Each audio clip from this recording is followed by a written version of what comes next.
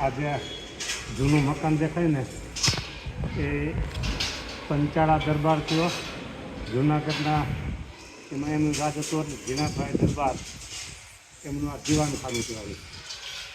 હજી અત્યારે એની મૂળ પોઝિશનમાં દીવાનખાનું છે. એમનું ઝાડ હતું અહીંયા મારે ત્યાં સભા કરીને બેસતા.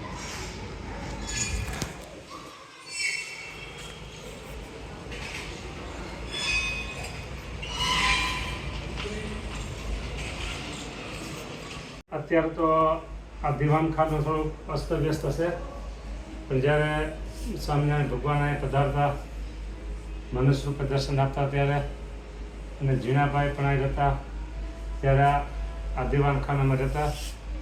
અને અહીંથી ઉપર જવાની સીડી પણ છે.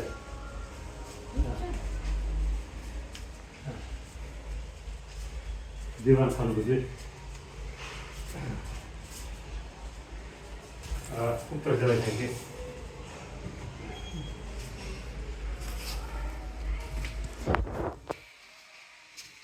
આવો આવો.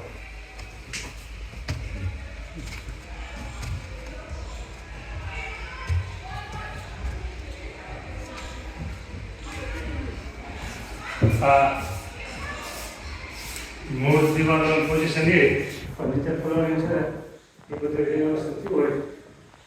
બાકી આ દીવાનખાનું સ્વામિનારાયણ ભગવાન અહીંયા ઉતરતા, મનસંતર ઉતરતા અને ઝીણાભાઈ એ પણ અહીંયા રાત કાઢવા બધું કરતા રહેતા.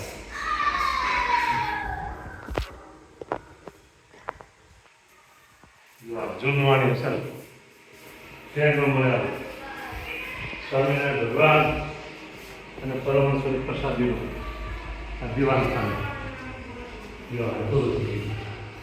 આ બધા પ્રસાદીના ઘરે બહાર આવો છે. હમણાંથી જો આ બધા પ્રસાદીને જૂના બહાર આવો છે. યુનિવર્સિટી પાસે ઘણો પડી ગયો હોય.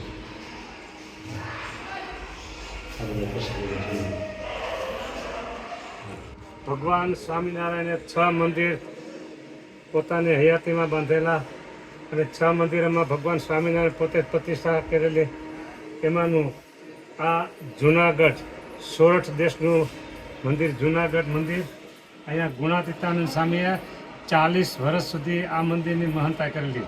40 વર્ષ અને 4 મહિના સુધી એ આ પ્રસાદીનું મંદિર.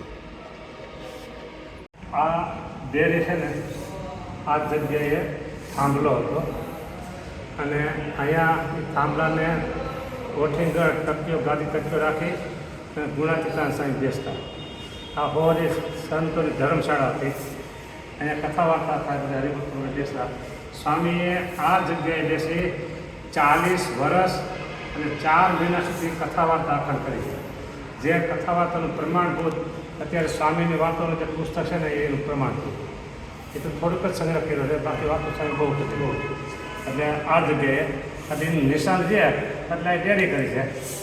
પણ આ મૂળ જૂની જગ્યાઓ યાદ હા અહીંયા બેસતા. અને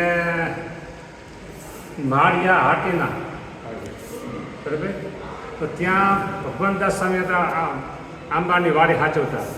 અને ત્યાં એને એક સંકલ્પ થયો કે મોટા દેવને આમ નામ બધું સંકલ્પ થયો મોટા દેવ કેમ છે. તો એ મોટા દેવ ત્યાં આવી અને સ્વામીને દંડોત સ્વામીને તો સ્વામીને કીધું કે સ્વામી મને ગુણાતીતાનંદ સ્વામી દર્શન કરાવવાને કહ્યા. પછી સ્વામી એના વિમાનમાં બેસી અને અહીંયા આવ્યા અને વિમાન ફળિયામાં રાખ્યું અને સ્વામી અહીંયા આવ્યા. રાતના દંડોત કરતા હતા. એક અવાજ થયો કોણ કે હું ભગવાન દાસ તમે તો કે માળિયા છો ને કે સ્વામી હું આને લઈને આવ્યો છું કે. સ્વામી કે એવા ને એવા શું હોય તમે લઈને આવો છો કે. એ દર્શન અહીં કે એને પછી કરાવ્યા. સ્વામી અહીં કે કથા વાર્તા બધું અખંડ અખાડો જો કથા વાર્તા હોય ને આખા સંપ્રદાયમાં નંબર 1 ગુણાતીતાનંદ સ્વામી. હા અને સર્વોપરીપણાની વાતો, વિષય ખંડનની વાતો, ધર્મજ્ઞાન વૈરાગ્ય ભક્તિની વાતો, સત્સંગીના નિયમોની વાતો, સાધુના નિયમો તો ખુલ્લેઆમ સ્વામી વાતો કરતા. હા એવી જોરધાર 4 ધાર અને ખુલ્લેઆમ વાતો એક માત્ર ગુણાતીતાનંદ સ્વામી કરેલી છો. સ્વામિનારાયણ ભગવાન જેવા છે ને તેવા ઓળખાયા હોય ને તે ગુણાતીતાનંદ સ્વામીએ. હા એ આ જગ્યાથી આખા સંપ્રદાયમાં પ્રસારણ થઈ એટલે આ મહાન પ્રસાદીની જગ્યા છે.